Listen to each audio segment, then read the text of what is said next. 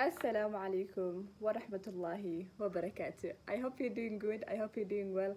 I hope this video finds you in the best form of Iman and health. It's your girl, Nas Ayan, back with another video. So today's video, first of all, before even I reach to the video, I hope Ramadan is taking you well.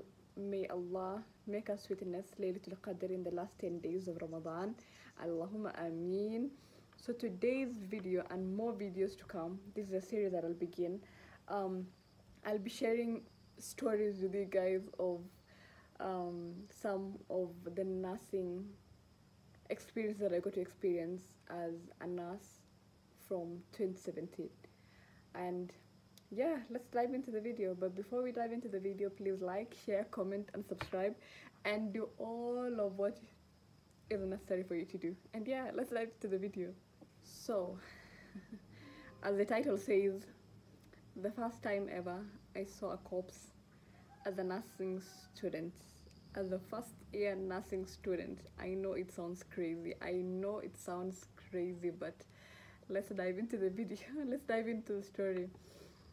So, it all began when I started nursing school in 2017 as a 19-year-old.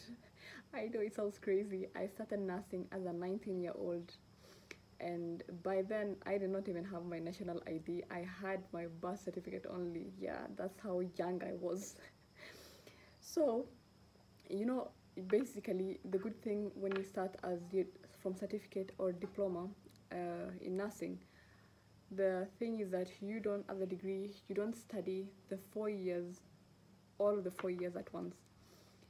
You get to be 1 month in the hospital, 1 month at school, 1 month in the hospital, 1 month at school. So by the time it ends, you're able to rotate through all of the hospital, from male wards, male surgical wards, female surgical wards, pediatric wards, emergency. You're able to pass through ICU, you're able to pass through maternity and newborn unit and all of the hospital, yeah, and the renal unit. So all of that, Allahu ya rahma, my what is it called? My clinical instructor, he passed away. Allahu ya rahma. He was the one who like showed, yeah, you know, when you're a first year student, like you need to experience all of the hospital rotations. But before now you rotate the hospital, there's something you call what is it called? The introducing to the clinical. You're being introduced now to the hospital as a student. So when we were basically what is it called? When we were admitted through now the school, we were in the school for about a week or two. Then we went to the hospital for now introduction of now all of the hospital and all of that. So our clinical instructor, Mr. Mohammed, he is the one who basically introduced us to the hospital. So we went on from medical ward. He was like, you need to be all of that now. You need to be like, you need to be cautious on what you do. You are a nurse, blah blah blah blah blah. Now you know the motivation, yeah. So when he like introduced us to the hospital, like I was so eager. I don't know why I was so eager, because let me tell you, my goal in life was not to become a nurse, but I always wished to become a person who helped people. That was one of my main goals and passion, you know, helping people, like alleviate people from sickness, like helping them through the pain and all of that. It was one of my goals. Flash forward, I wanted to become a veterinary doctor. Why? Because my father used to be a ranger. So growing up, us and my family and wildlife, we used to be like besties. We used to visit the museum each and every single day after school. We used to visit his office, and growing up, I fell in love with a veterinary doctor. And if you know the people whom I studied with high school, all of my boxes used to be written Vet Bashir, Vet Bashir, Vet Bashir, until up to date. You know, I am still intrigued with documentaries, how wildlife animals are, and all of that. So now let's come back to the story. So when we were rotated from the medical wards, the female wards, the surgicals, theater, maternity, and all of that, we now came back to the school because we had to do exams. We had to study now for that specific rotation. So the first thing we started was the conditions, the anatomical conditions, and all of that. And yeah, through the second month we went to the hospital. Now we went to started through male medical ward, that is ward 1. As a naive, very naive 19-year-old first year student, as a nurse, my first rotation, I remember, we rotated in medical ward. And you know, now when you're introduced to the medical ward, the nurse there was so sweet. I still remember her, like she was so sweet, because like with nursing school, like if you are down to studying and if you're down to like learning all of the new skills and all of that, you will be good with the qualified nurses. But if the moment they see that you're rude, that will be the end of you. They will make you hate nursing school. They will make you hate each and everything. And so whatever you do, if you're willing to study nursing school, be willing to be on your best self behavior. Let me tell you, it will be a game changer for you. So the first few weeks were running smoothly. I was trying to catch up with all of the hospitals, you know, when you come. So we usually used to rotate through the evening. We have now shifts. There's the morning shifts, there's the afternoon shift, and there's the night shift.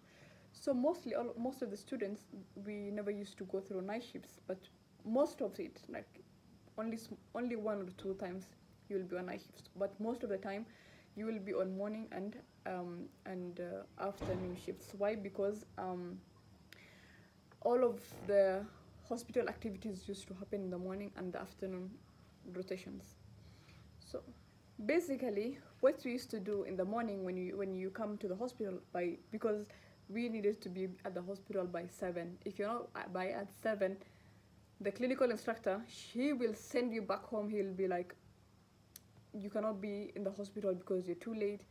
If your uniform is intact, he'll be like, go back home, wear school uniform and come back. Where is the name tag? Bring your name tag. Where is your notebook and pen? Bring your notebook and pen. We were basically in the military camp, my friend, up on your feet. So basically when you come in the 7, we usually do before even do dam dusting, we used to follow the qualified nurse to take the history of the nights and the shifts before. So usually the night nurse, she will give all of the reports to the day nurse. So we will like follow the day nurse now, there with now your book and the pen, like trying to capture what the report of the previous nurse will talk about. So the previous nurse will talk about if there was any emergencies at night, if the patient had additional medications, if the patient was had a calm night, and all of that. So I remember very well now, the male ward had, before even we reach that, let me now tell you like background of the ward. I think this video I will cut into 2, so that, because like it will be, I don't want it to be long. So when now we all take now the report of the hospital, now we all come, and the day shift nurse, now if he is good, if he is on good terms, you will feel the vibe and the energy in the morning when you have now the assembly. So now when you have the assembly, we have interns, we have the student interns, we have the doctors interns, we have the nurses interns. Like it's a whole bunch of teams, the doctors, the nurses, like basically we all have like that morning meeting. So like they brief all of us like what we're supposed to do, what we need to do, and all of that. So when the rotation, the assembly ends, now the students are allocated. They are allocated now. If you are allocated as a patient A, if you are allocated as patient that person and that person, if you're allocated at the theater, if you're allocated, because like in the theater there were not, they were they were patients who used to be taken on for wound cares and all of that. If you're allocated in the wound cleaning, if you're allocated in basically in each and every department. So usually whenever I used to come into the hospital, I don't know why I usually used to be allocated in this patient. So let's call him Mr. Y. So basically now Mr. Y used to be so happy. He used to be so, I don't know how to explain, like each and every single time we used to go and take his history, he used to be like this jovial person out there. And Allahu ya Rahma, may Allah preserve his soul and have mercy on him. So I don't know why my throat is starting to become like crumbled. So each and every single time I used to go there, we used to have like this one-on-one chat. Now the nurse and the nurse, not a qualified nurse now, a nurse student with her patient.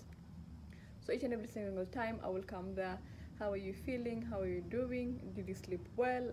Each and every single morning I used to come to his bed. Like each and every single time I used to come straight to his bed. Now because like after you've done the dam dusting and all of that, like the hospital is clean, you write reports on what the night nurse said. So after now all of now what you have written, now you're good to go now for your allocated time. Each and every single time I told you guys, I used to be allocated to this patient, and this patient had certain conditions, and each and every single time I will come to this patient, I told you guys that he used to be a jovial person. So when the first week passed, the second week passed, mind you, we did not have any deaths at that time, mortalities at that time. The hospital was good, and we just had a few resuscitations here and there, and we learned a lot. By the way, the nurse there was so nice, she was so kind, and we benefited a lot because each and every single time we used to have the major clinical runs where the hospital the doctors used to come to the hospital to review the patients. So there was one time now I got into night shifts. When I got into night shift now, whenever I got into night shift, I always used to enjoy night shifts. Basically, so the night shift usually used to start from 6 and it ends at 7:30 in the morning. 6 in the following day and 7:30 in the morning. So each and every single time, like we were allocated in specific patients. So let me tell you now, I always used to be located in that single patient, another patient. But the other patient didn't have like that much of complaint and that much of urgent care. So whenever now we come during our night shifts, the nurse there, the qualified nurse there, will tell us to prepare the medication tray. Now after you've already taken the report of the lunchtime now nurse, we will take the report and we will like come and sit down and write now to the files, update the files and all of that. So after we already done that, we used to now start giving the patients medications in supervision now with a qualified nurse. Now this is part of you learning all of that. So at this single time, like whenever we used to finish all the medications, we used to take our supper and pray. If you're praying Salatul Maghrib and if you're praying Salatul Isha, we used to pray.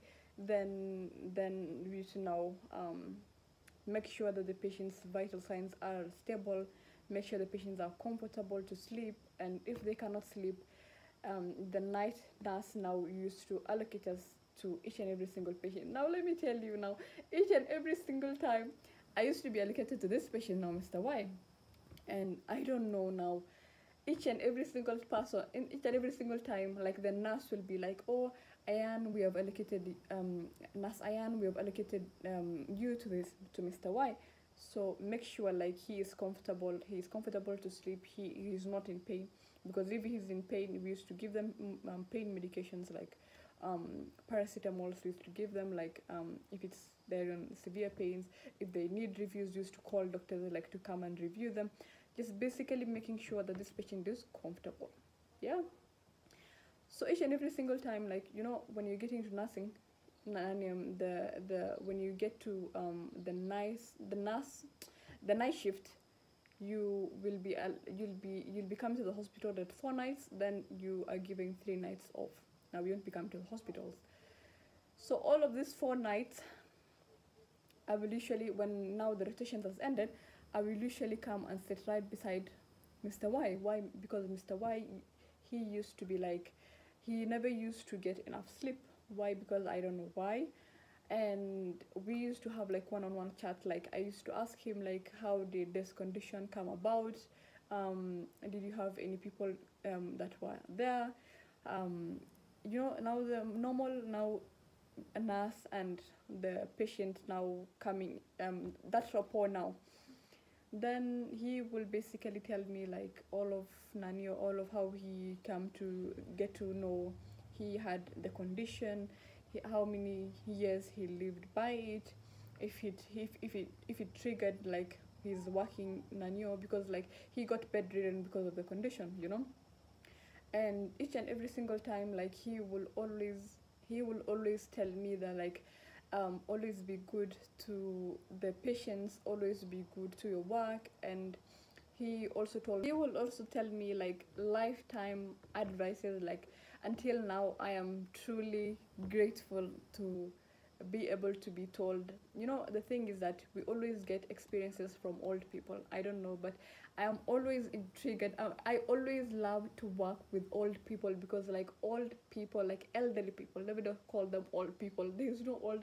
The elderly people, like they have a lot of experiences, they have a lot of advice to give, and the only way they will give you advice, I got to learn this hack through dancing school. The only time they get to because elderly people are very stubborn, let me tell you, they're so stubborn, but the time is that when you stoop down to their level and you be this kind, generous, you become this empathetic kind of nurse, they will be so good to you. Like each and every single time, like you want to take the report, you want to ask them like how did this condition come about, you won't have a rough time with them. So if you are working in the medical facilities and you have elderly people, always come down to that level and talk to them as babies, because they're literally children. Talk to them in such a soothing voice. Talk to them. Don't come to them, you'll be like, how are we today? How are we doing? No. Come to them, they'll be like, how did you sleep? Did you sleep well? So each and every single time I used to come to that patient, Mr. Y, and be like, just like have that humble report with him, and he will genuinely feel so calmed down, because like most of the relatives used to come visit him then go. So most of the time during night shifts we used to keep him company. So each and every single time he used to tell me like, always be humble, always be kind to the patients, because this is a course that you're going to be asked through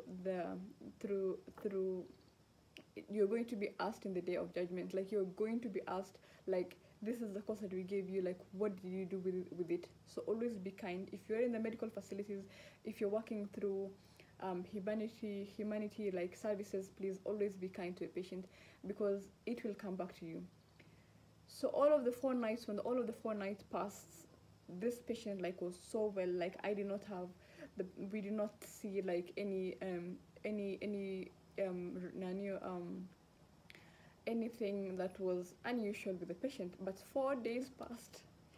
4 days passed, and now when the 4 days passed, now I was in my the 3 days off. So when I came back, the moment I came back, let me cut down to this video.